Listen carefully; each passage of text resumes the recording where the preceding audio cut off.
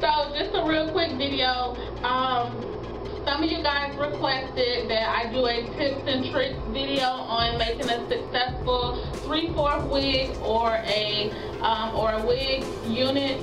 I've been making my unit since about the end of last year, and pretty much everyone except for about 2 of them have pretty much been a success.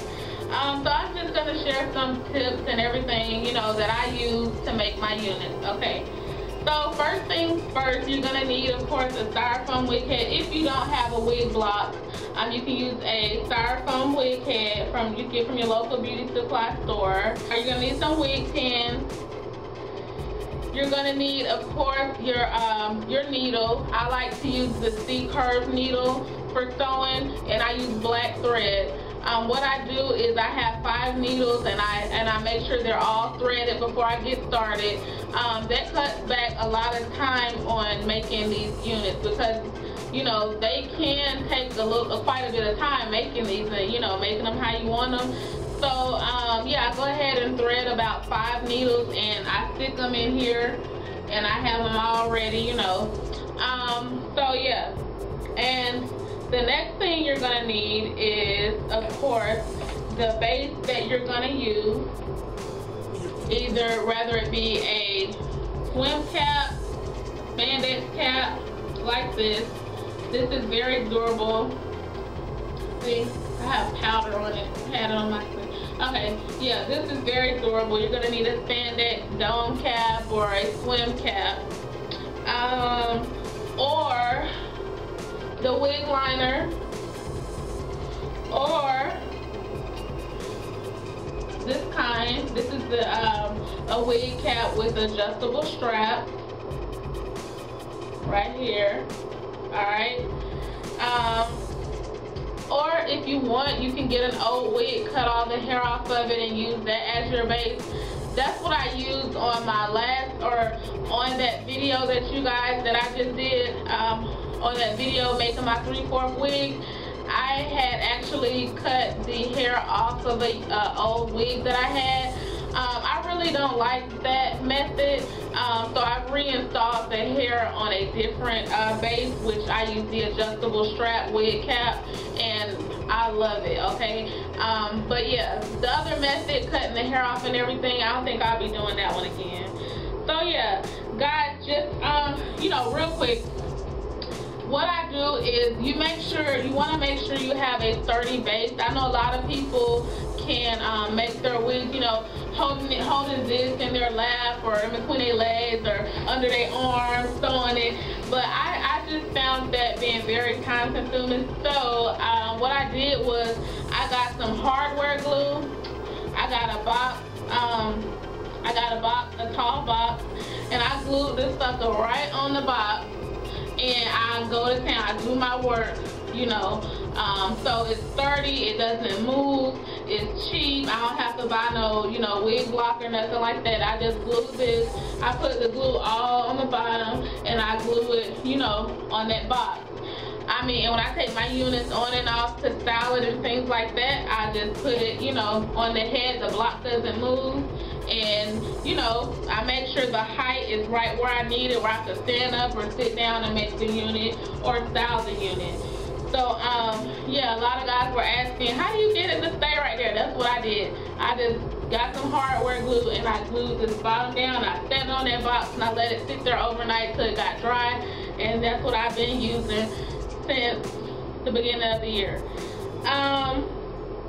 So which wig cap do I prefer, or which base do I prefer to sew my hair on? Basically, I tried this before, y'all.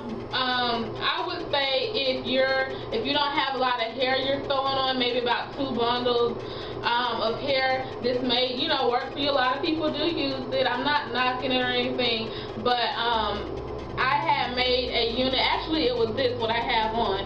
I had like 3.5 bundles of hair, and I sewed it on. After about 2 or 3 washes, it started ripping on me. It was holes all in it. I had to take this hair out and remake it. And since this is a full wig, I was like, let me try it on the spandex cap. So that's what this is now. It's on the spandex cap. It's very durable. One thing I've learned though, y'all, if you just take this right out the pack, put it on your head, put it on your wig head like this, and start the sewing, it may not fit your head. So, and I'll show you why, okay? This is my Virgin Hair Fantasy curly hair. Y'all know I had made a wig out of this also. I made a 3/4 wig. You see how it's gathered up right here? Because when you're sewing on these, it gathers up. The cap will gather up. So when you go to put this unit on and it's all gathered up from your sewing, it may not fit. It may be too small. So what I do that works for me is I pull the unit down. I'll pull the cap down on this side, and I put a wig pin in here, just like that. I pull it down on this side, do the same thing, the back, and that's it. I don't do the front. Don't pull it down too far because you can make the unit too big. I mean, I would rather it be too big than too small, but you know, you would have to then secure it with some bobby pins. But yeah, I just pull it down a little bit like that because it does gather up, and it fits just perfect. I mean, that's what worked for me. So you can try it if you want, but and trust me, I've done it like maybe 2 times before without that, and I was wondering why it wouldn't fit, and kind of find out that was, you know, that was the issue. So this, like I said, I reinstalled my Virgin Hair Fantasy body wave hair on the adjustable strap wig cap. I haven't cut it or anything yet. I just did it the other day. And I've tried it on though, and it fits down on my head just fine. I really, really like this. I'm gonna end up sewing this in around the perimeters of my hair and the front. I'm gonna just sew the edge of the cap on. So what you wanna make sure you do not do if you get an adjustable cap, don't laugh y'all, cause I've done this, okay? You don't wanna sew on the elastic where you can actually adjust the cap. Child, don't ask me why, but I have. I actually sewed on the elastic before, putting the cap on, and I'm like, why I can't pull it? Now look, I had sewed it on, so I had to redo it. But anyways, yeah, don't make that mistake that I did. So yeah. Oh, also, I wanted to give you guys the website. Some of you guys asked me where I get the wig combs from. Most of my units do not have wig combs. Well, 2 of my units do, the Bobbi Boss Hair and the My Pure Hair. So the website is www.mhrw.com, and I will post it below. But yeah, this is the site where I got my where I purchased my wig combs. It's very, very inexpensive. I purchased 10 altogether. You can order the short ones, which I will use for my sides, and you can order the long ones, which I will use for my back. So yeah, I will post the website below where you can order those wig combs. They're very, very durable, very sturdy. They're a little better than the wig combs that you get with the regular wigs at the beauty supply store. They're a little sturdier than those. So yeah, also one more thing I want to show you guys. A lot of you guys ask, why do I use the string method when I make my wigs? Some of them, like my Virgin Hair Fantasy curly hair. Let me just show you real quick.